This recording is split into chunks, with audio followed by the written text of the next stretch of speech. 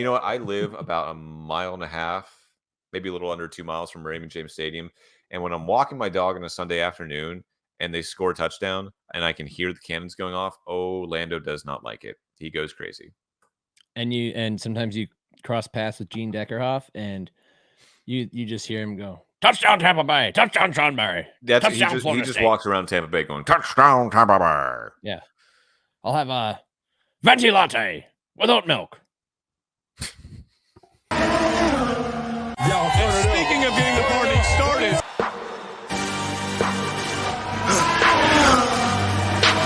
For the victory lap though. They ain't never seen nothing like this before. Lit the room when I came through the front door. Ask me if I stress overcome, what for? Train in the trees, please walk my sycamore. Touch burning sands, cross lands and stormy shore seasons in the year, yeah. Switch gears, with keeping haters in the rear. After blood, sweat and tears and my goal so near. I see my victory so clear. I see my victory so clear. And today, we break through. And today, we break through. And today, we break through. And today, we break through. And today, we break through. What's up, world? It's time for the only podcast in the world that talks exclusively about our two loves, Formula One and football. It's the Gridiron Podcast. Or should I say, it's the podcast formerly known as the Sean and Shook Podcast. Because this week, you get Sean and you get Shook. I'm your host, Sean Barie. Joining me is Nick Shook, holding down the fort in DeLand, Cleveland, Ohio. Our Canadian queen, Katie Caldwell, she has the night off because she is somewhere in parts unknown in Vancouver, British Columbia, Canada, having the time of her life. What is it? Rosé Fest? Is that what she's doing? I think it was Rosé Fest. I just know she sent us a picture of her wearing a pink shirt and her hair was all like out and she looked like she was having a great time. And everything was pink. Everything was wine themed. So Katie have fun, Katie. Yeah, have fun. Have a glass of wine on us. Not that she needs the encouragement. This is episode 42 of the Gridiron Podcast. And really, we always say like this is, last week, 41. This is the Shane Goss Despair episode. Really, there's only one person you could name that number 42 after. This is the Mariano Rivera episode. Pretty good. Not going to catch me on that? I was going to say maybe Pat Tillman, but sure. Anyone else? I could think of another name, but I don't want to say him because he ended in disgrace because of what he did off the field. Okay. Also, was a name featured in that. Greg, how is he running with a broken leg? Greg Jennings, that video. Not gonna say the guy's name though. There's a movie titled just 42. Nick. Jackie Robinson. There you go. I was trying to lead you down that path, and you weren't taking it. I that was the joke when I said Mariano Rivera. That was that you were supposed to be like, no, it's Jackie Robinson. Yeah, I'm trying to think about any other 42s. Put you in timeout here, man. You're gonna get canceled. Hey, man. I'm in NFL mode. I know, so am I. Training camp is in full activation. And Morgan I've been Burnett. training camp for like the last 4 days now. So it's been a grind. Anyway, we're going to start off with F1 talk this week, then get into our division previews as we do every year on the Gridiron Podcast. We break down all 8 NFL divisions heading into the season. Last week we did the AFC. We did the AFC South. Last week. Yeah, last week we did the AFC South. Check that out. 2 weeks ago, we did the NFC North with Carmen Vitale from Fox Sports. Go check that out. And this week, we're going to do the NFC South, something I know a little bit about being down here based in Tampa Bay, Florida. As always, drop us a like, subscribe, click, listen, share, tell your friends about us. That's how we get around. We get around by word of mouth. If you want to email us, you can as well at thegridironpodcast3@gmail.com, thegridironpodcast3@gmail.com. We appreciate that as well. We've been getting some emails as well, and we appreciate all you listeners. Just and the commenters on YouTube. Yeah. Look, I'm just gonna flat out say it. Big tip of the cap to the Around the NFL podcast people, the fans that have migrated over to this show. We appreciate you tremendously. Our numbers have tripled in the last few weeks. We are doing record numbers on all platforms, and it's because of people like you. So, like they say at PBS, thank you. Now back to this. No, but seriously, thank you. It really is cool because Nick's been texting us like, "Hey guys, like our numbers are going up," and that's really cool. And we know it has a lot to do with Nick's fame and Google. newfound fame and Google. But yeah, Google recognizes us now. I mean, my God, for years you would search. For years, we've done this for a year and a half. You would search Gridiron Podcast and you couldn't find us anywhere. Now we're the first result. Brackets or no brackets. Let's go, baby. thank you, Silicon Valley. Thank you. Yes. But not you, Anywho, AI. let's get into with the little teaser that we'll get into the AFC or NFC South later on. It's Nick and I just flying solo this week, so let's get into the breakdown from the Belgian Grand Prix, starting off in F1 Spa-Francorchamps. Final race before the summer break. And You wanna do Spa that again? always delivers, Nick. Spa always delivers. The season is delivering. Quick recap of the race. It was a weird weekend because Friday and Saturday were both wet. So all practices, all qualifications were in wet weather. And then in the race, it's just it was dry. It was sunny. It was hot. We don't often get a nice, hot, sunny race in Belgium, but we did this time around. George Russell bringing home P1. His teammate Lewis Hamilton couldn't catch up because George was on the one-stop strategy. He comes home P2. And then in P3, your newest F1 winner from last week, Oscar Piastri and McLaren. But wait, Nick. Technicalities. I know, Rule just a breakers couple. will be punished. Just about like an hour after the race, George Russell gets called to the stewards. They want to check something out on his car. They're like, "Hey, man, your car's a little light. We don't like that. You're a little light in the britches. You know what I'm saying? So George Russell gets disqualified after what was his third race win of his career, second of the season, I think second in like 4 weeks. And a hell of a performance to hold off his teammate down the final few laps. Such a great drive. Like Lewis Hamilton got driver of the day, but honestly, George Russell deserved it because he was on the one-stop strategy. He told his team, "Hey, should we investigate the one-stop strategy?" Lewis hunted him down, but the one thing that George really is good at is defending, and he just made that car just 3 lanes wide. So kudos to George for holding off Lewis. Unfortunately, and this is something tricky, his car came in 1.5 kilos underweight. Don't ask me to explain all this because I don't get it either. But I do know that at the end of every race, drivers usually have like a cool down lap. And something sneaky that they'll do is all the bits and pieces of tires that have blown off their car throughout. Marbles.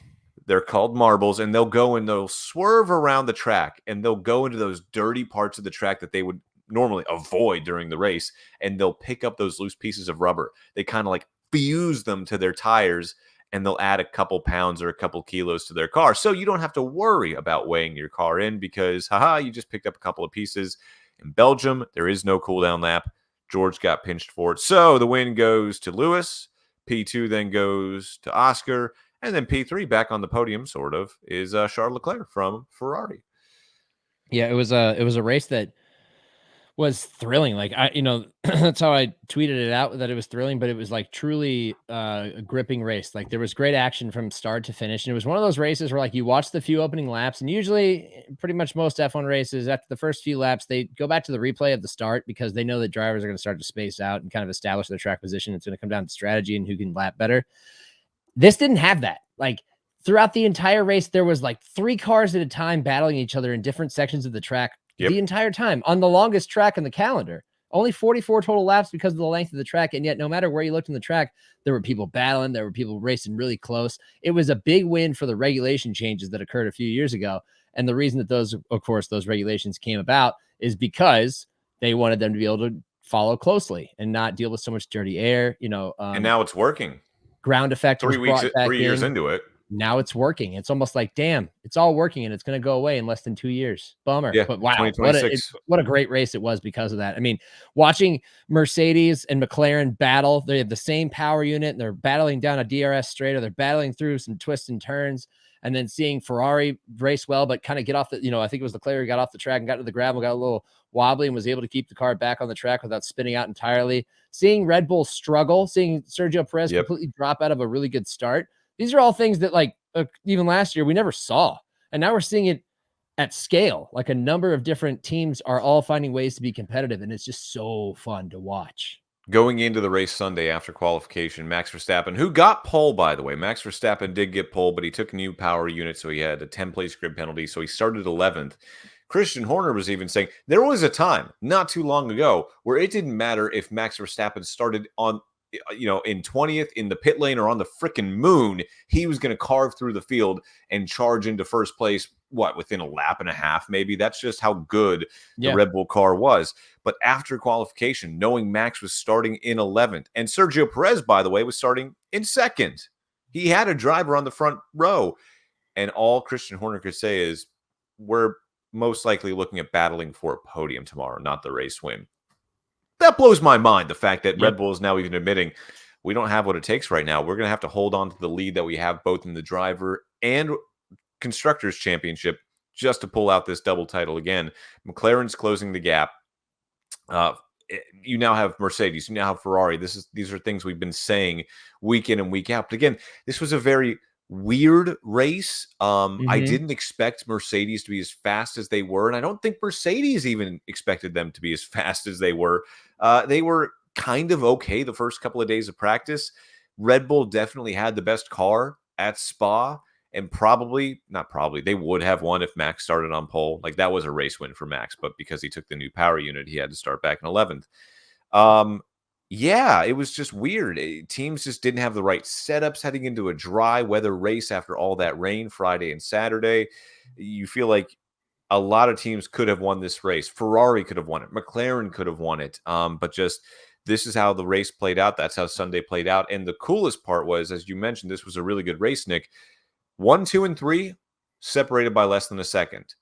4, 5, and 6 separated by less than a second. I don't know the last time that's happened in F1. Usually on that final lap when they come across the finish line, fireworks go off. There's pyrotechnics of some sort. Maybe the fireworks are higher up. Maybe they're right along the track. Usually that doesn't make it really any better. It's just nice little pomp and circumstance. For this one, because Lewis Hamilton was right on George Russell's ass, it was awesome. Watching them come down and all these fireworks come off as they're crossing the finish line. I'm like, yeah, dial it up, baby, maximum excitement. It's just great, man. And to go into the summer break like that is great. Go to the comments here real quick, because we got an interesting one here from Troy Meeker, Nick. Got a lot of chatters. We have a lot of chatters. I want to bring one up later. Big B will get to you in 1 second. Troy says the car should be weighed without the tires, right? You would think so, right? That makes sense. Ideally. And here's the thing. George said, hey, let's go for the one-stop strategy, because in Formula One, it's a rule. You have to change your tire compound at least one time in the race. You don't have to change it twice. So you can stop once on a long race like this, but you run the risk of puncturing a tire, spinning out. And George said, hey, I can win this race if I don't come back in. And he was right. So, yeah, why are we punishing him just because he took his tires down to the bone? That's the bummer, though, and that's the risk that you run when you do go long. The hard used to be the tire that you chose just because you knew you were going to go long. Now the hard is the competitive race tire. Now the hard is almost the preferred race tire. You don't even really see softs very often anymore because they just degrade so quickly on all these tracks. And yet now we're talking about the hards wearing down so much that it affects your total weight of the car. This reminds me of when Sebastian Vettel finished P2 in a race. I think it was Hungary. And it was Hungary. And he ran out of gas on the lap. He ran out of fuel on the cooldown lap. No. He didn't run out of fuel. He made it back, but there wasn't a sufficient amount of fuel in the tank to pull the sample.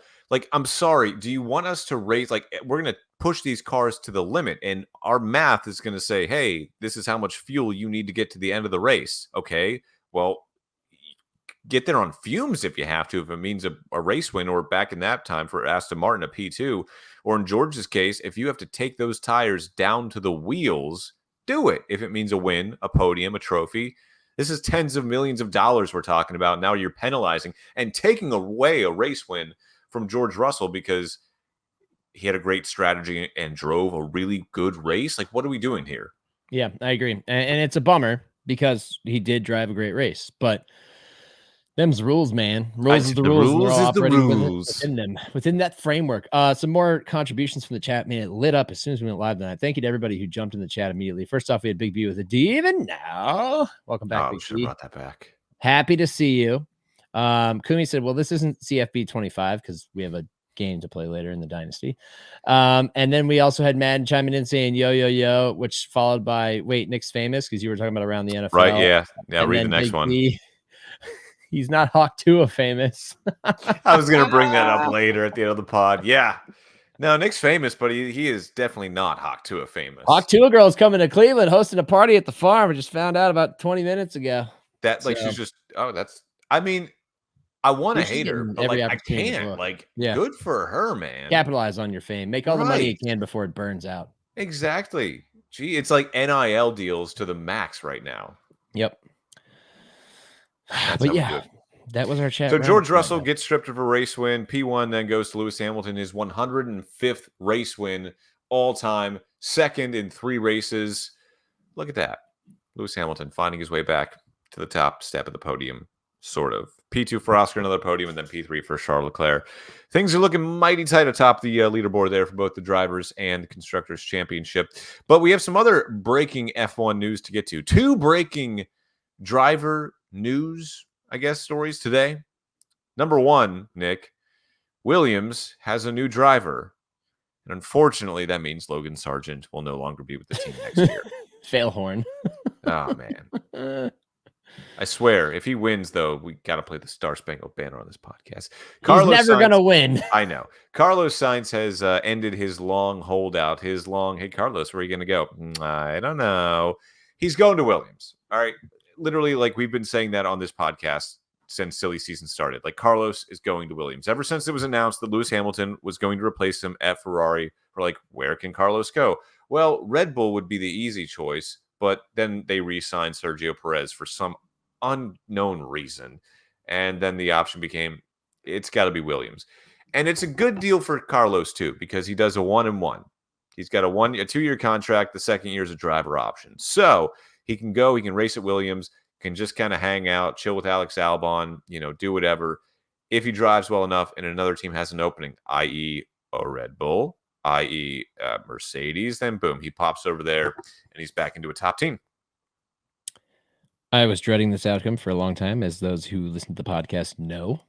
I feel like Carlos Sainz is too good of a driver to race for Williams, and Katie made the counter argument that Williams is not as bad as they used to be.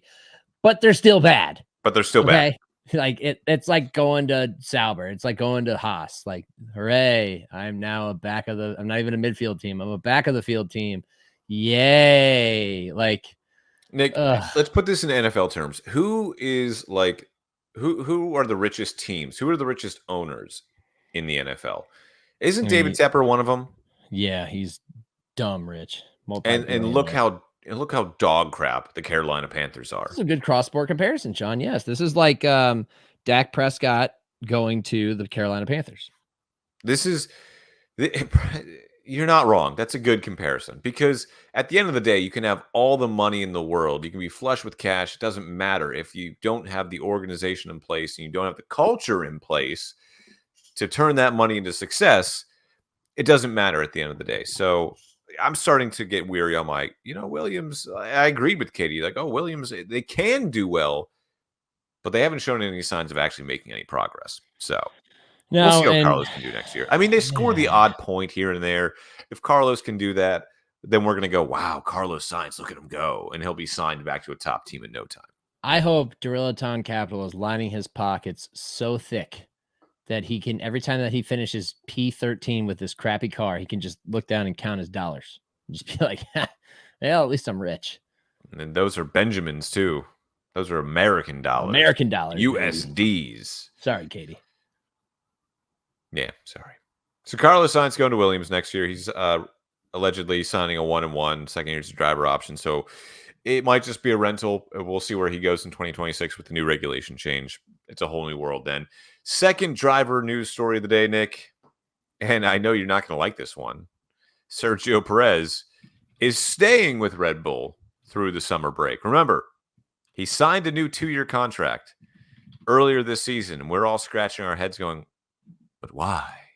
And then we find out that there's a clause in his contract that says he cannot be farther than 5 places in the Drivers' Championships behind Max Verstappen, who's currently in first place. And Sergio Perez, I believe, is in 7th place. So that's more than 5 spots. And he also cannot be more than 100 points behind Max Verstappen.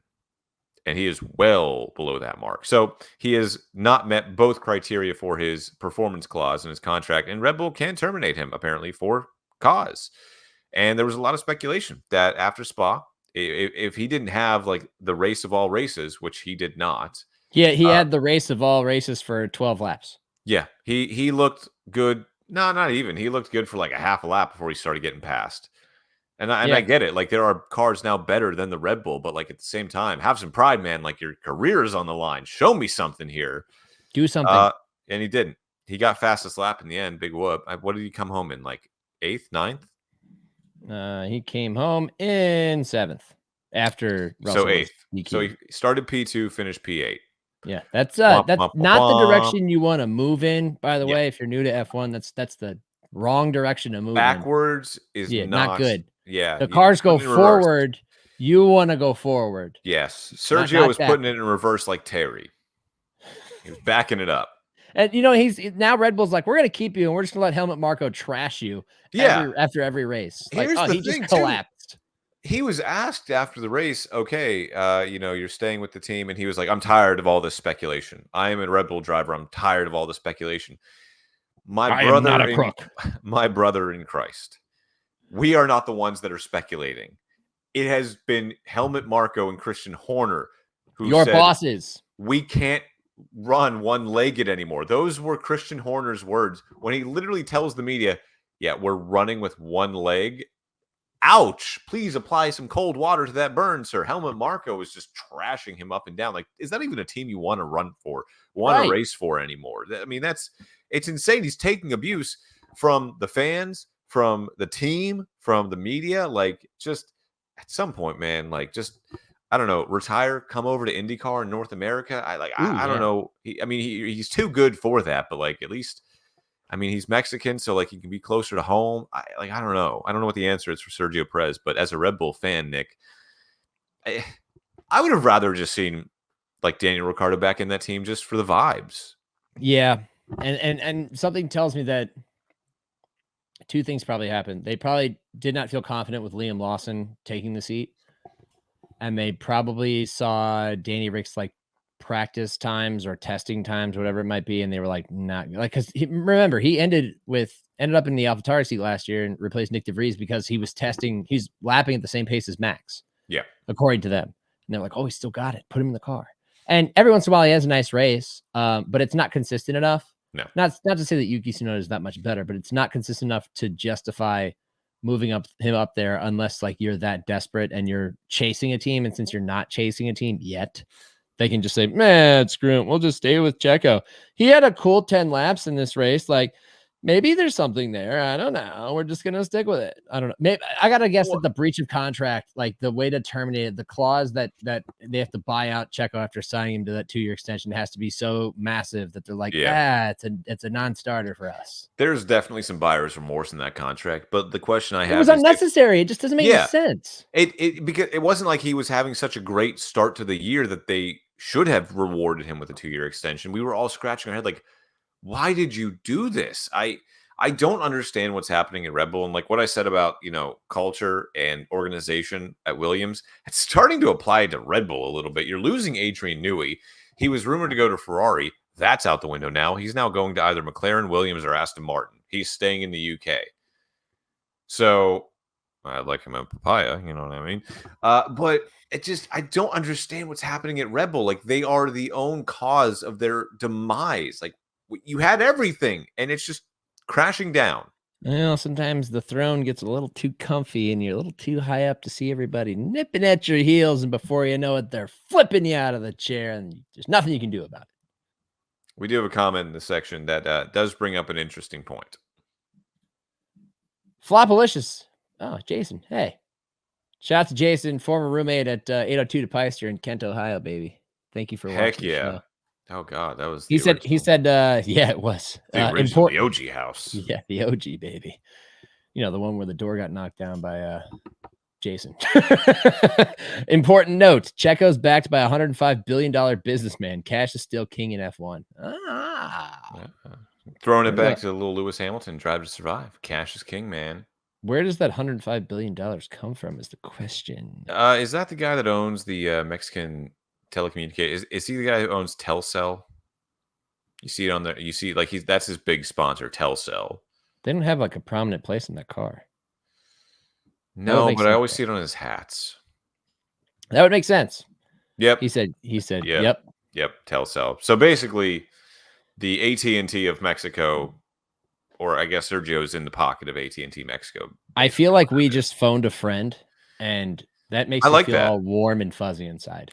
I like that. I like a little back and forth here. If I don't know something, I want the viewers or the listeners to tell me, I'm stupid and I know what I'm talking about and why I'm doing this podcast. So Checo's staying. Carlos is leaving. Not that he had a choice. And the world continues to turn. We head into the summer break, Nick. So no working on the cars, no doing anything. Just summer break, man. Just take a vacation, folks. Taking a vacation. We probably should do like some mid-season awards, Yeah, we didn't. At some point here. Yeah, no, I'm just not saying now. Just like in the next couple of weeks, we're also probably going to see some cool pictures of vacations. I'm sure half the drivers are still in Belgium at Tomorrowland at that music festival. So, dude, that's still going on. It's like 2 weeks long. I watched the might have been the first night, Swedish House Mafia. Yeah, they were great. Dude, they had a great set. First off, that stage is gigantic. Yep. I always wanted to go, and then I got too old. Yeah, that's what I was watching. I was like, I think I'm too old to go to this. And then I was looking at the crowd, and I was like, that guy's older than me. That girl's older than me. I could pull it off. I will go back and watch sets from Tomorrowland or Ultra, and while I'm on the elliptical, just because like house music is good to do cardio too. So, and it's fun to just watch video. And every once in a while, I'm like, that's an old guy. I could still do this. I could still fly to Belgium and sleep in a tent for a week. Who knows? Ugh, a week. Never slept in a tent before in my life, but never. No, never. Wow. Never been camp. I went camping one time, but it was in a cabin. That's not camping. Camping is tent. Well, it was a cabin with no electricity, and the bathroom was a communal bathroom, half a mile away, and the only source of heat and food was a fire pit outside. That was it. Okay, you're halfway there. Yeah, you have shelter.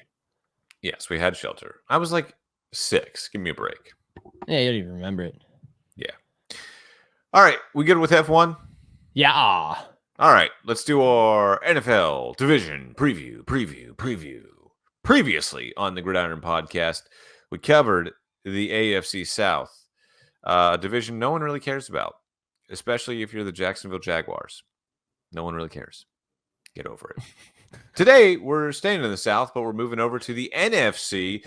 How we do this, if you're a new listener or a new viewer, if you're watching on Twitch, Twitter, or YouTube, we're going to run through each team's schedule, and we are going to I'm going to give a wins prediction, and we're going to go over under. So, Nick, with that being said, we will start off with the 3-time defending NFC South champions. I know it sounds so weird to say that when they've been so mid. They went 9-8. 2 of those division championships have just been so mid. One was a losing record. The other one was 9-8 that they kind of backed their way into. We're talking about the team I cover on a daily basis, Tampa Bay Buccaneers. Buccaneers. Go Bucks. Fire the cannons. Fire the cannons. Touchdown, Tampa Bay. You know what? I live about 1.5 miles, maybe a little under 2 miles from Raymond James Stadium. And when I'm walking my dog on a Sunday afternoon and they score a touchdown and I can hear the cannons going off, Lando does not like it. He goes crazy. And sometimes you cross paths with Gene Deckerhoff and you just hear him go, touchdown Tampa Bay, touchdown Sean Murray. He just walks around Tampa Bay going, touchdown Tampa Bay. Yeah. I'll have a venti latte without milk. I don't know why that's funny, but it is. All right, starting off the Bucs schedule. Let's go. Week 1, taking on the Commanders, those damn commies. Week 2 on the road against the Lions. That should be fun. NFC divisional round preview or rematch, I should say. Weeks 3 and 4 back at home against the Broncos and Eagles. Week 5 and 6 on the road against the Falcons and Saints. And now we're starting to get into the divisional schedule. 7 and 8 Ravens and Falcons at home. Week 9 at Arrowhead. Yikes. Week 10 against the 49ers. Holy crap, who made this schedule? Got a bye week coming up, week 11. Week 12 on the road against the Giants, 13 on the road against the Panthers, facing off against their former OC, now head coach at Carolina, Dave Canales. Week 14 back at home against the Raiders, and then on the road, weeks 15 and 16 against the Chargers and Cowboys. Week 17 and 18, you got the Panthers and Saints at home. Bucks, you wanted a first-place schedule. You got a first-place schedule. This is a tough schedule. And this team still isn't solid enough where I can feel good about just anointing them division champions for a record 4th time in a row and, automatic host to a wild card game. But I'm going to set the line, Nick. They went 9-8 last year.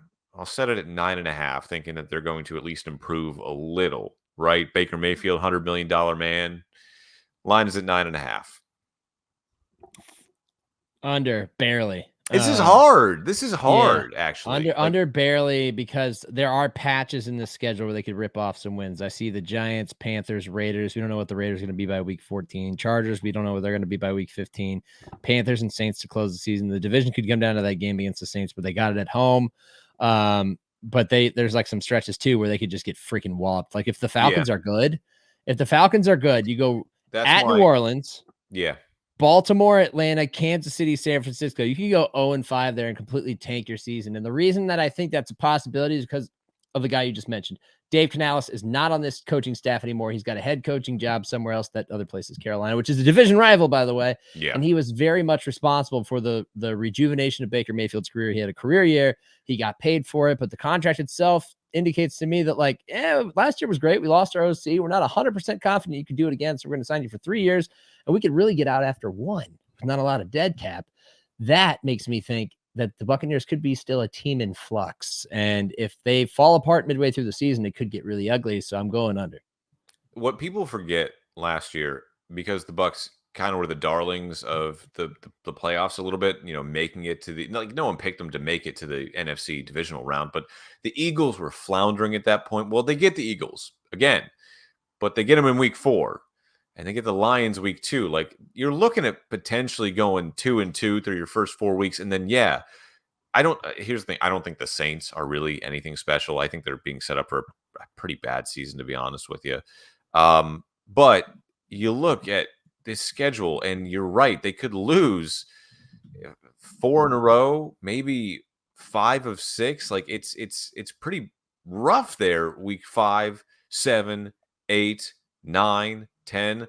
Like, and that stretch, Nick, last year, that's where they lost games in the middle of the season when everyone said, well, they're dead and buried. The Baker Mayfield experiment didn't pan out. The Dave Canales experiment didn't pan out. They can't run the football. They can't score. That was their problem last year. And I'll tell you one thing that kind of has given me a little bit of pause. So they drafted Bucky Irving, the running back out of Oregon. And he's kind of a scat back, right? Your Darren Sproles type. I asked him today, so he answered a question today at training camp and said he was brought in to catch passes out of the backfield. Like that's what he's there to do, to catch passes out of the backfield. And my ears kind of perked up a little bit because all training camp long, they've been talking about improving the run game. The defense, every player that not on the running back room or in the running back room has said we need to improve the running game. Like that's when you know you have a problem. Like everyone else around you says we need to improve the run game. And now you got your running back saying, yeah, we're going to catch passes out of the backfield. It's like, that's not the run game. Like you still need to be able to run the football at some point. The Bucs have just not been able to do that really in the last couple of years at all. Even when Tom Brady was here, even when they won the Super Bowl, that run game was abysmal. And it still is. Like I got nothing against Rachaad White. He's a good athlete on the football field, but is he an RB1? I don't know. And I want to see what Liam Cohen can do with this run game. With that being said, I mean, I'm looking 1, 2, 3, 4, 5, 6, 7, 8, 9. This is going to be a tough schedule. I got them under as well. I got them at 9-8 again. Question is, will that be good enough to win the division? Yeah, this is no hate against Baker. I actually really enjoyed watching Baker play quarterback last year. The first 7 weeks of the season, a lot of it was just like drop back, find Mike Evans on the field and toss it up to him. And hopefully it works. And it worked more often than not. And then they started like settle in and get into a rhythm. And he actually became the guy that he was down the stretch of the season, getting them to the playoffs. But nothing was really that easy for them. if you go back on a week-by-week basis last year and look at their games, everything was pretty tough. And the teams that were superior to them acted like it when they played them for the most part. They had a win over Green Bay that was kind of shocking late in the season. That was big for them to beat the playoffs. I just like Liam Cohen comes to the Buccaneers and he does not have a great reputation as somebody who comes in and like affects change, positive change. I think that they're going to miss Canales a lot. And the running game thing that you spoke of, they were 32nd in the league. That's for those of you at home that don't know, that's dead last in the NFL in rushing yards per game at 88.8. And that's not good. Okay. That's flat out not good. That's less than 3 or less than 4 a pop. That's 3.4. Anytime you're averaging less than 4 yards a carry, not good. And they were doing that as a team. Now I like Rachaad White. Don't think Rachaad White is the lead back as much as he's like part of a tandem. If you got a PPR league, pick him up. Yes. So maybe that's what you get in Bucky Irving. That's just what's kind of weird. And they have Chase Edmonds back there too, who, at one time had a nice little run in Arizona. So it's a committee group really. And maybe that's why they talk about catching passes out of the backfield, because they need to be able to do both on every down in order to soften up the defense and maybe open up the run game, because they didn't have one.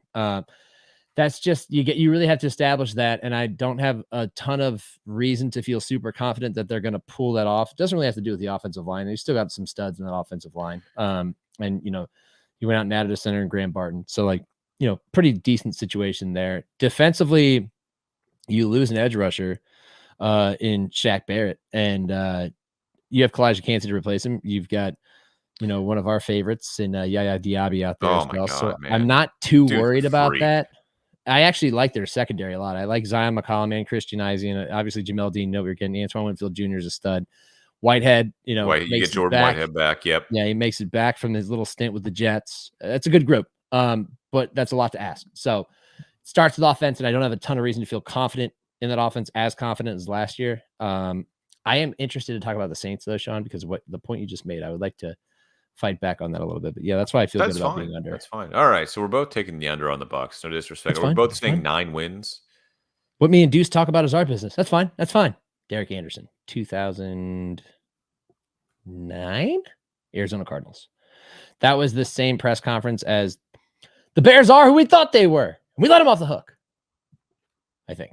Look at Nick Shook dropping knowledge. All right, we're both taking the under on the Bucs. Sorry, Bucs. Don't take my press pass away. Let's go to the Saints next. What did they finish last year, Nick? I honestly don't know. I'm going to this one blind. Not going to lie. I will tell you in just a moment. I know that they could have been better than they were. I want to say they went 7-10. I think everyone went 7-10 except for the. No, they went 9-8, and they finished second in the division and missed the playoffs because, in case you don't know, 9-8 sucks. I mean, it's a winning record, but just barely. Did they really go 9-8? They did. Wow. Their schedule. How did they finish 9-8? I think they won their last game. The last game of the year, Sean. I don't know if you remember, but it was the game in which Arthur Smith damn near fought Dennis Allen at midfield at the end of the game because they ran the score up on the Falcons. Oh, that's right. Jameis Winston was like, "We're getting our boy a touchdown." Yes. Now I do remember that. Okay, thank you. And they beat the Bucs the week prior, but it was too little, too late. That's the thing. Like again. That's the thing I keep going back to. Like the Bucs were terrible last year, and then they beat the teams that they needed to beat at the end to get into the playoffs. Like if you remember that Week 18 game against the Panthers, who at that point had 2 wins, who had nothing to play for. They barely won. I think they won 9-0. Yeah. And now Baker went into that game with like severely bruised ribs and like could barely like throw a football, but they didn't even want to let Kyle Trask attempt to throw a football. That shows you how good the quarterback room is down here in Tampa Bay.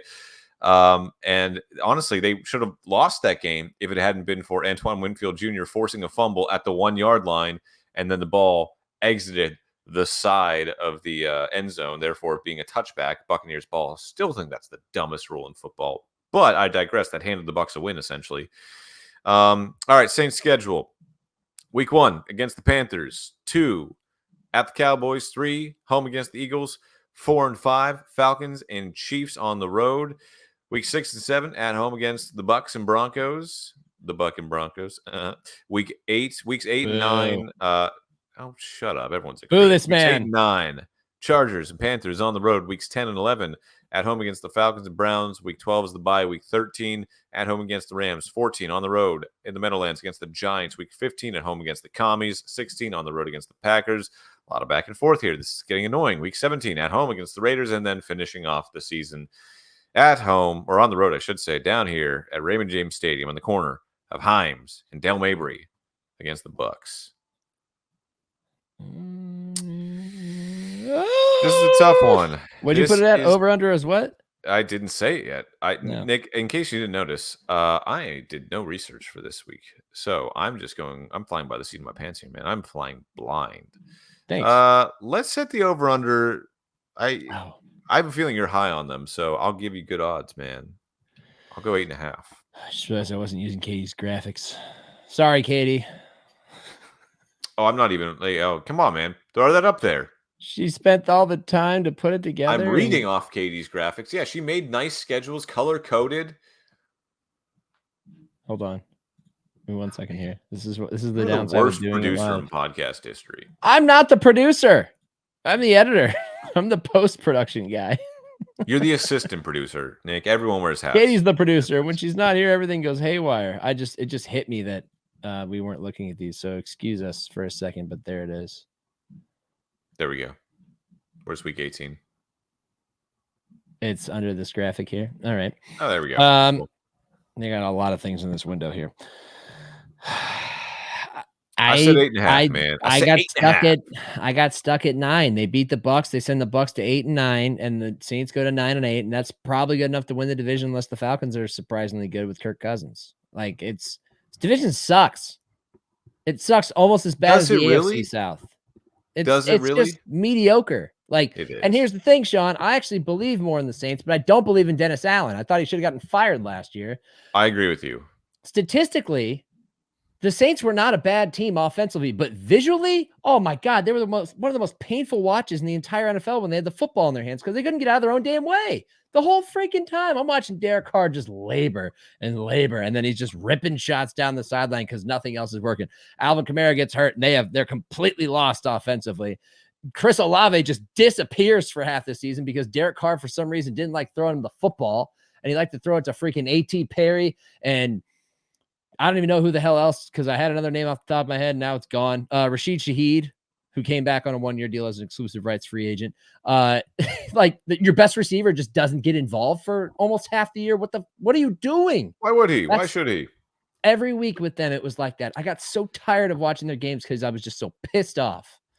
And they also have an issue at tackle because it looks like Trevor Penning's going to have to play because Ryan Ramczyk, done. Not good. Not good for old Derek. I broke my back in Oakland with the Raiders car.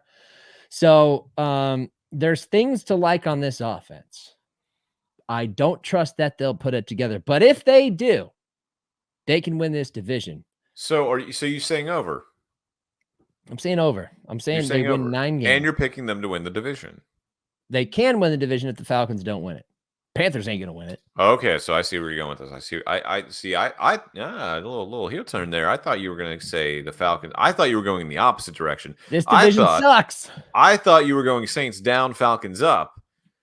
I see what you're doing there. I'm going under, honestly, because for the reason you just said. Why is Dennis Allen still there? The Saints can't get out of their own way. If you're going to ask me who I feel better about at quarterback, Baker Mayfield, Derek Carr, going Baker Mayfield. If you're going to ask who I'm feeling better about at wide receiver in like a wide receiver room, I'm going the Bucs. Buccaneers. Like I have a better feeling about Tampa Bay than I do about against New Orleans. It's just, yes, are they similar? Yeah, absolutely. And they're bitter rivals. They hate each other. But I have a better feeling about the Bucs than I do against the Saints, largely because the Saints are so forgettable. So I'm going under. I'll go 7-10. All right, that's fine. I don't disagree with that. Like I said, this division sucks. I don't feel the Falcons are the big outlier. They're the big unknown because they got a quarterback now. Yeah. They have talent. They got weapons. Their offensive line's all right. Like they could be the team. I'm the type of guy that needs it proven to me, and they haven't proven it to me yet. So it is what it is for right now. All right, moving on. Falcons. We are moving. Actually, we do have somebody in the chat. Oh, look who it is.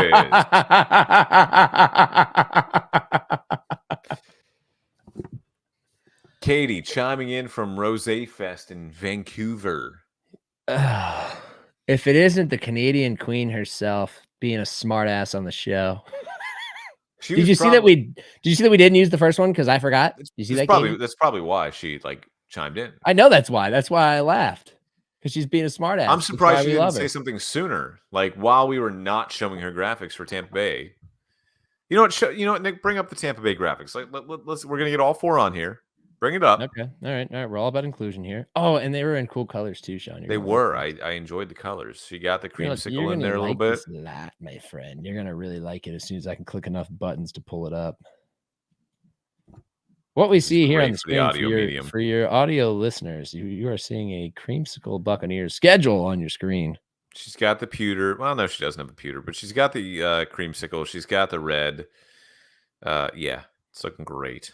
It's looking great. Katie, I would like to know what font that is, by the way, if you'd like to chime in on the chat. Or if you're only here for smart-ass comments, ones that just stick thorns in my side, poke at me, I appreciate that, by the way. I do, honestly. I would like to know, talk a little design. Katie with some unexpected design skills. But now, Sean, we move on to the next team in this group. Who are they, Sean? The Atlanta Falcons got a new head coach, got a new quarterback. And this is the team I think everyone's talking about. Wait, is that Kirk Cousins hate? No, I said they got new quarterback. Oh, because they drafted that was like a boo hiss thing. No, that wasn't a boo hiss thing because they drafted what's his name? Why can't Michael Penix. Michael Penix, thank you. From Tampa. Why can't I think of his name? Yeah, in a surprise move, they drafted Michael Penix. So the Falcons, they're the talk of the town. As Katie Caldwell says, graphic design is her passion. Oh. I thought it was something else. Never mind. Bear hunting is her passion. Yes, bear pursuing, not actually a. I was gonna say mountain biking and outdoor sports. I don't know what you were thinking about. Sure, yeah. Bring up the Falcons schedule. They add Kirk Cousins. They get hit with a tampering charge because they tampered with Kirk Cousins, which of all the people you're going to tamper with or tamper for, Kirk Cousins? Really? I mean, he honestly was. Don't do this, Sean. He was having MVP caliber numbers before he got hurt last season. He is coming off a major injury. There it is. Dude, he was having a great season. I'm not saying he wasn't.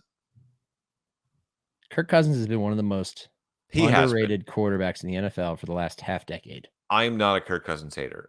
I would much rather, as a Steelers fan, I would much rather have Kirk Cousins than Russell Wilson. And I'll admit that. I don't think there's anything wrong with saying that. That's not a hot take in any way. Steelers could win the division if they had Kirk Cousins. Even coming off the Achilles. Steelers can win the division anyway. Well, what the hell you're talking about? Okay.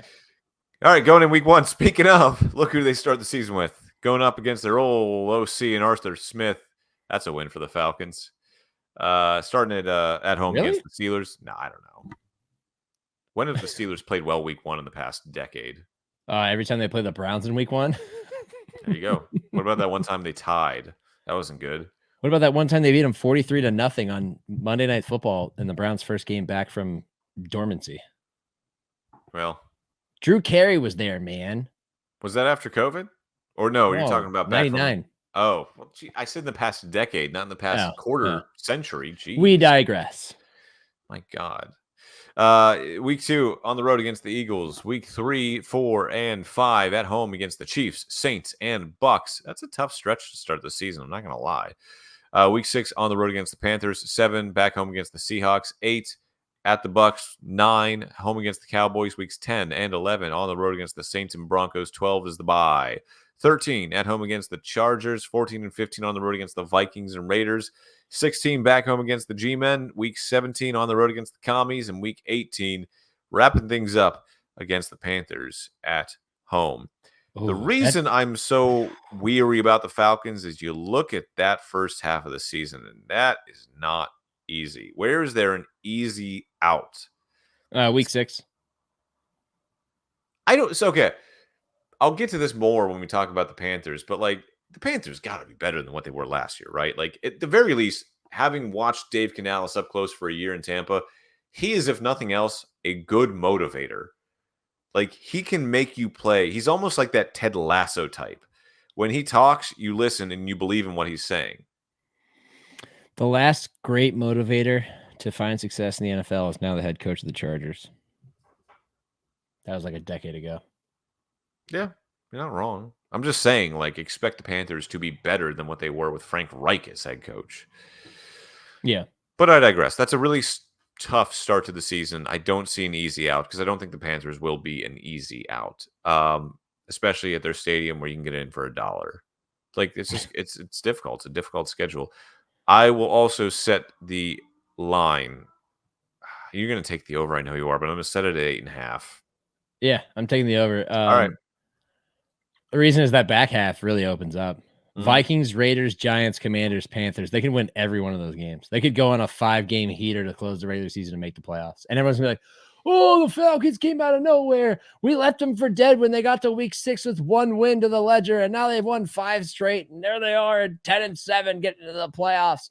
Oh, Kirk Cousins. Oh, Raheem Morris. You're not rejuvenated wrong. Falcons." Like, yeah, you're right. That second half of the schedule. Yeah, man. They could honestly go into the bye week with like 4 wins, and they can be like, "We got this," And just rip rattle off 6. Yeah, just rattle off 6. I can see it. No, you're right. I can see it. Oh man, I'm going I can see over. it. Like, Yeah. and especially if Kirk is still healthy or healthier at that point than he was early in the season, like, it's kind of good. What it really sets up for is like Kirk to not be healthy / not be super effective, and then they have an excuse, and then they get to week 6 and they blow out the Panthers out of nowhere, and they start to catch their stride, and then they get to week 13 after the bye, and they just go on a freaking tear. What I just hope in my heart of hearts and my soul of souls, just find a way. Find a way to get that offense really humming. Find a way to get it going. They have such an interesting, just stable of weapons, and I just want to see it finally explode. Kyle Pitts, come out of purgatory. We are here to rescue you. What makes me weary about, having Arthur Smith as the Steelers OC. It's like you had all of these guys and you couldn't do jack shit. Yeah, because he liked to run the football until, like, to make a point. He ran it so with much. With Cordero Patterson, too, not with Bijan Robinson. Just to make a point. Tyler Algier. I once watched the Falcons call 12 straight running plays and go right down the field and score on the Browns in a close game a couple of years ago. And I was like, God damn. Like, they shouldn't be that good at that. But I tip my cap to you, sir, for being that stubborn and trusting the run. You know, Nick, you should run for office because I think you've convinced me. I will take the over as well. I think I got them at 9-8, and I think I got them right there with the Bucs for the division title. Who that will be, we'll see. I think the Falcons and Bucs. I think the Falcons and Bucs could both be playoff teams. It's going to be a matter of who gets the home game, who gets the road game. Yeah, I'll go 9-8. I'll go over. I don't think 9-8 is going to get it done for 2 teams. It'll get it done for 1 team, and it'll be a division title. That's why I go 10-7 because look. I'm not a numerology guy. One time I was at a bar in LA on New Year's Eve. I was 22. Some woman, some nice young lass came up to me and she's like, "I'm really big into numerology." Insert the film noir music here. I'm going to guess your age. And I was like, all right, shoot. 32. He said it like that. He said it like that. Shoot. Yeah. 32. And I was like, oh, what? I know my hair is thinning, but I'm not that old. I was 22. So at that point, I put numerology in the dirt permanently. Dirt nap, go to sleep, and never wake up again. But they went 7-10 3 straight seasons. Let's reverse that. 10-7. Falcons on the come up. Rise up, as they say. That is their official branding, I believe. Rise up, Falcons. From ashes, not quite glory, but something in between where the sun shines on you sometimes and you can at least breathe. 10-7. They don't have a poorly, like, that defense is good. Like, that offense, it has weapons. We'll see if they can put it all together. Still scratching my head about the Michael Penix draft pick, though. It's a good pick. Last but not least, Nick, we don't care. We move past that. Get over it. Last but not least, let's head up to Charlotte, where you can find football tickets for $1, and you might even sit under the team's owner, who will throw his drink on you and spit on you. So, fun times in Charlotte. We live in an age in which camera phones exist. Don't forget that, folks. The fact that you just said camera phones shows how old you are, which is 32 now, by the way. Facebook? Yeah, it is 32 now. That's 10 years ago. All right, bring up the Panthers graphics. They're going to keep pounding now with Dave Canales as the head coach after 1 season as a coordinator. So I mean, look, when he went for that job, I made a joke in my office. I said, he's going to get it because, like, if you're alone in a room with that man, like, there's no way to not listen to him speak, and then you just go, you know what? I don't believe in this guy because he believes in himself and he believes in the people around him. Like, he is the ultimate motivator. He's great. He really is. I wasn't joking. He is Ted Lasso as a football coach. It's insane. Much better looking, though, than Jason Sudeikis. I'm not afraid to admit it. We all know that. Anyway, the Panthers' schedule. The week 1 on the road against the Saints. Week 2 against the Chargers at home. 3 on the road at Raiders. Week 4 at home against the Bengals. 5 on the road against the Bears.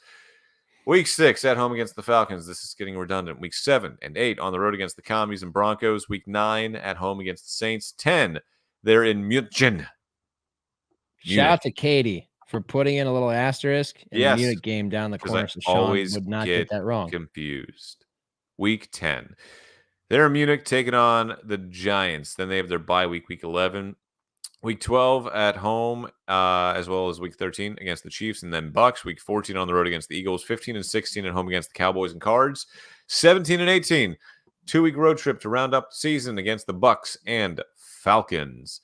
They won 2 games last year. Should have had the number 1 overall pick. They didn't because of that trade with the Bears the year before to go get Bryce Young, who left a little to be desired in his freshman season.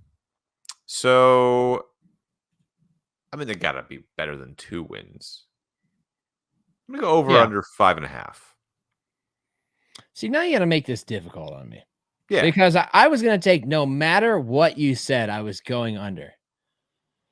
And if this division's filled with 9 and 8s and 10 and 7, nah, screw it. I'm still going under. They suck. They're a little bit better than they were last year. They got Xavier Legette, the kid with the most country accent you've ever heard from somebody. And they got Deontay Johnson from the Steelers, which is like, let's see how long it is till he gets pissed off that he's in Carolina. He's not in Pittsburgh anymore because we know he gets upset pretty easily to begin with. Have you seen the videos out of training camp of him? No. Deontay Dropson is in full effect. Oh, yeah, baby. Welcome Dude, back. he's been dropping balls left and right. Like, I went down a rabbit hole the other day, and I just saw, like, everyone's tweeting the videos of his drops at practice. I'm like, I love grainy cell phone video from training camp that the media is not allowed to take, but fans are for some reason. The reason that I'm so low on this team, like, they made a nice addition at right guard with Robert Hunt, paid him a ton of money, and Taylor Moton's been their best player on the offensive line for a while now. But, like, Austin Corbett is playing center for them because he couldn't hack it with the Browns or the Rams. I mean, he's okay. He's like a replacement level center. Damian Lewis is kind of in the same ballpark, maybe a little bit better. And Ike Ekwonu so far has not been the guy that people thought he was going to be coming out of the draft. So not a lot of confidence there, especially not a lot of confidence there when you are trying to protect a 5'11" at most quarterback who needs, like, I don't know, throwing windows to see through. Yeah. Who did not adjust to the pro game well, the speed of the game. They had zero creativity offensively last year. Obviously, it was a different staff. They should be better in that regard with Canales now being your head coach. There's just so many variables here that I have little reason to trust that I just can't sit back and say they're going to be awesome. But I do like their defense. I do like a lot of what they have on that side of the ball. Derek Brown's a sneaky stud. People, if you pay attention to him, he's a damn good player. He was worth the draft pick. You got Jadeveon Clowney. Let's see how long he stays invested before they suck and he checks out. A'Shawn Robinson, good vet, brought him in. Josie Jewell was a good linebacker in Denver. Now he's in Carolina. DJ Wanham, I loved him when he was in Minnesota. He's starting camp on PUP, but I loved him when he was in Minnesota. JC Horn, dude, put up or shut up now. Like, stay healthy and produce now because you were a first-round pick that has not been able to stay healthy enough to produce. You got Troy Hill coming back, veteran presence, Jordan Fuller in the back end of that defense. Like, there's reasons to like that defense more than the offense. And just not a bit. Like, it should tell you everything in the world that Miles Sanders went there and was a complete non-factor for the majority of the season. Like, Philly, when he left, they were like, oh, man, you're going to let Miles Sanders go? Like, he was all right. Like, he was kind of good. Not great, but kind of good. And then he goes there and it's just nothing because that offense sucked. No. So they have to do a massive reclamation project, and it starts with Bryce Young. And very, very much you have to prove it to me before I believe in you. So we're going under. I will also go under. I don't think they're winning 6 games on the schedule. It sucks that this division has to play both the AFC West and the NFC East. Like, that's the rules, dog. That's a tough go around because you look and like the Commanders aren't going to be an easy out, but the Cowboys and Eagles are going to be fighting for playoff spots and division titles. The Giants are the Giants. They're gonna suck. Like that might be one of the most unwatchable games, Week 10 in Munich, and we have to wake up at like 9 a.m. to watch it. That viewership is going to be terrible. And then you have to play the AFC West, which of course has, well, it at least has the Chargers and Chiefs. But yeah, I don't know. This is hard. I don't know if I see 6 wins on this schedule. I think though that they will play better. Like that's what I'm going to say. Like you're going to see noticeable improvement because again, I believe in Dave Canales. Yeah, it can't get much worse than it was last year. Yeah, like there literally is nowhere to go but up. You won 2 games in a 17-game schedule. I'll tell you what, though, I have one game. So sometimes late in the season, I get real tired of doing the awful games, but then every once in a while I sit back and go, oh, baby, shit show of the week. And week 16 versus the Cardinals, because I think the Cardinals are going to be a sneaky fun watch. But like Kyler is Bryce in the future, or at least like if you're aspirationally thinking, you want him to be kind of like a Kyler in a sense. Small guy, fast playmaker type of guy, right? And they're going to get Kyler for a whole season now. And I'm just really curious to see like the juxtaposition of like where the Cardinals are under year 2 under Jonathan Gannon, who I think is a decent head coach. And then the Panthers at the end of another rough season in week 16 with Bryce Young, whether he's made any progress or not. Like it's going to be a fun little storyline. Like here's Kyler and here's Bryce, and it's in Carolina, but the fans aren't showing up because they suck. So, and Cardinals fans don't travel. So hopefully they get half attendance here and everybody watch this 1 p.m. game. It's going to be rough. When did the NFL get rid of that rule that you had to sell out your stadium to stay on TV? I don't, that's actually semi-recent. Because I remember as a kid being like, and the Browns game could get blacked out because they're 2-12. Oh man, that's rough. Yeah, I'll go under as well. Yeah, I'm not high on this division as well. Like I said, I got both the Panthers or both the Falcons and the Bucks right there about 9-8. Maybe one of them squeaks out to 10 wins. I think it could be the Bucks instead of the Falcons. But we'll see. We'll see. I feel better about the Falcons. I don't know if it's talent. It's not we're alchemists here. It's not a great division, but it's not going to be boring either. I mean, Katie likes to watch trash TV. She'll be into the NFC South. That's all I'm saying. NFC South. Trash TV. In a good way. This week on Below Deck, the Falcons travel to Raymond James Stadium. Here's Gene Deckeroff on the call. Today, a hot new bombshell enters the villa. That was a horrible Gene Deckeroff. I need to apologize to him for that. Sorry, Gene. All right, Nick. There's episode 42. We'll call it there. An hour and 2 minutes. You want to do hate it or love it? Yeah, sure. What's your hate? I had one, and it just zoomed right out of my brain. I'll go then. This is how we end the show each and every week. We say one thing that we hate, one thing that we love from this past week. My hate, relatively recent. For the podcast, Nick and I, we're getting together for a big football game here coming up in a month. Kent State taking on Pitt at Heinz Field. It's still Heinz to me. Damn it. Getting some Kent State Golden Flashes together. There's even a tailgate, by the way, that I got to tell you about on a boat. What? Right? Are we invited? We have to pay for it. It's a Kent State alumni tailgate. Yeah. Oh, dog! We are so in there. Yes. Oh, yes, absolutely. I gotta buy some gear. It's on the Gateway Clipper fleet, so you get to be on a boat. Yeah. Dude, let's do it. Get your sea legs. But here's what I hate.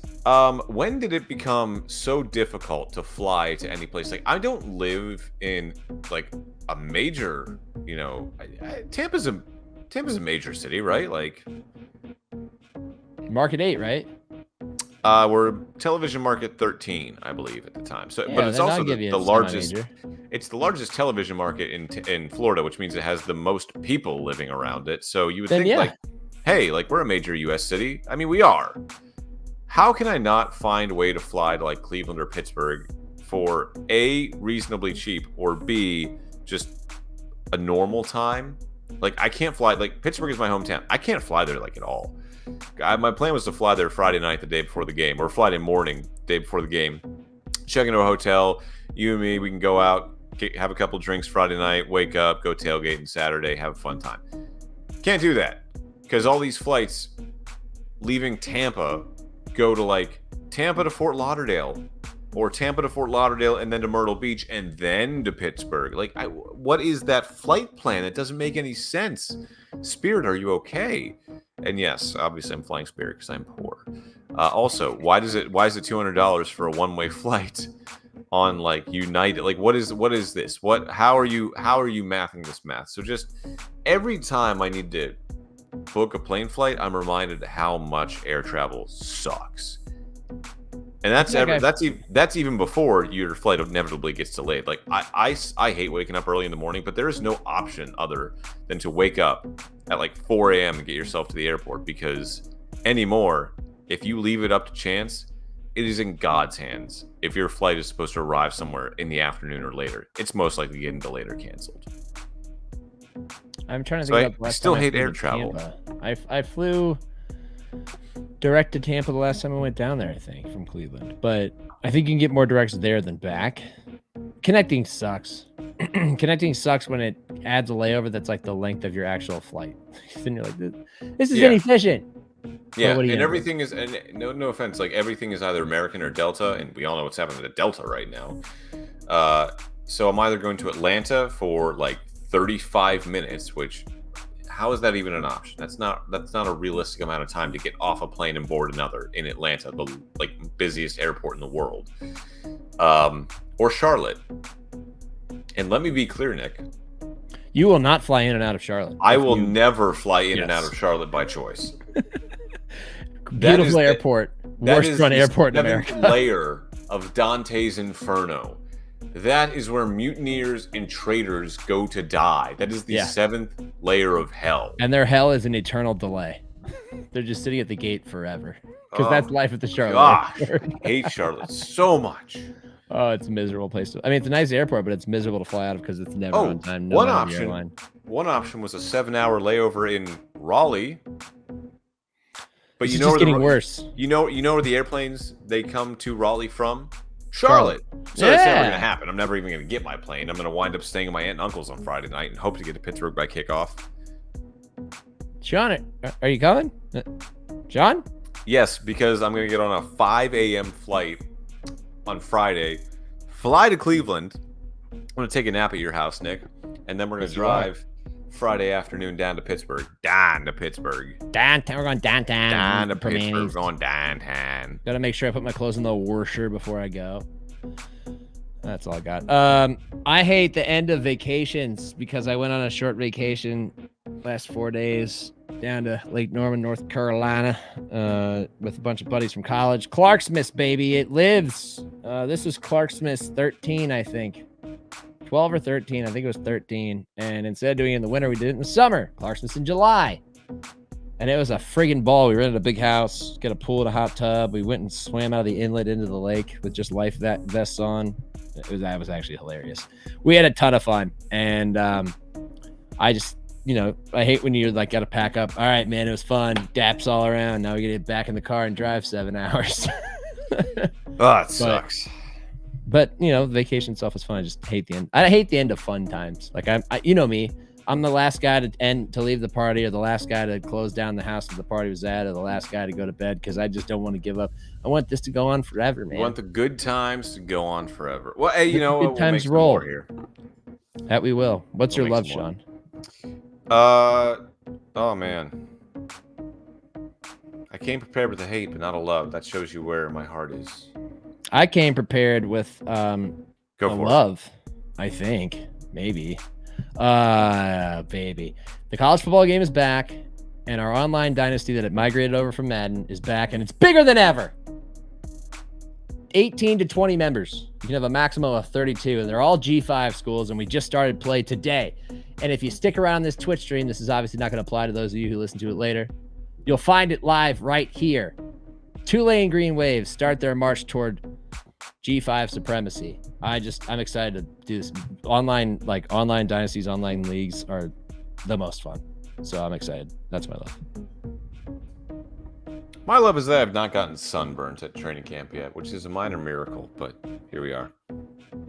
And I Yeah. still have this on my As forehead. Nick reveals a sunburn on his hat. This is a line from the hat. This is not a sunburn. This is a line. But this up here is the semicircle. Yeah. No, miraculously, I have not gotten sunburn yet. Today, SPF 60 all week, and it still happened. I will tell you, man, today, because I went to Thursday, Friday, and I was like, man, it's cloudy. There's a breeze. Oh my gosh, this is so nice. This is great. Then today, I look at my phone. It's like, it's mostly cloudy, chance of rain all morning. I'm like, oh, it's heaven. This is heaven. I get outside. There's not a cloud in the sky, and the sun is just beating down on me. There's not one little iota of shade to be found at one Buccaneer place in Tampa, Florida. And I was just, I had to come will you home. do me a favor? Will you invest in one of those umbrella hats? Yeah, and just wear it out there at training camp? Yeah. Be the umbrella hat guy, please. No, I will tell you, I'm waiting for interviews after practice. I was waiting specifically for tight end Kate Otten for a story I'm doing later this week. And Kalijah Cansey walks past me. I said, hey, Kalijah, by any chance, are you going to that, you going to be up in Pittsburgh for that week 1 game? He goes, heck yeah, man. I said, you know the Flashes are going to win, don't you? And he looked back at me because he was kind of walking past me. He just kind of stopped and turned around. I said, oh yeah, man, the Flashes are coming. And he just started laughing and walked into the building. I was like, yes, let's go. I'm letting them know. Baby. We might be one of the worst programs in college football. Let the Pitt Panthers know. Next up, Servassier Dennis. And then Jordan Whitehead. There's a lot of Pitt Panthers on this team, dang. Yeah, got it. Flashes are coming. Kent Grit, baby. Kenny Burns, let's go. By the way, speaking of those weird sayings, Kenny Burns, his thing is Kent Grit, and then before that we had Sean Lewis, who was Flash Fast. You know, he just copied and pasted that. Now it's Aztec Fast. Ew, it doesn't sound as good. That does not sound as good. Be like Aztec acceleration. Yeah, like Flash Fast. Like a Flash is fast, right? When you think of the Flash, a superhero, he's fast. When I think of an Aztec, I don't necessarily think of speed. I think of human sacrifice and technology and civilization building. Ripping hearts out of bodies. Yeah, I don't think of, altars. Speed. I think of, Tenochtitlan. Ancient civilization. Yeah. Devin Laster says, hello from Tucson. Hello. Hello from Tampa. Hello from Cleveland. Even though I'm wearing an Akron Arrows hat. R.I.P. R.I.P. All right. All right. I think we did it, Sean. Yeah, we did it. We're good. All right.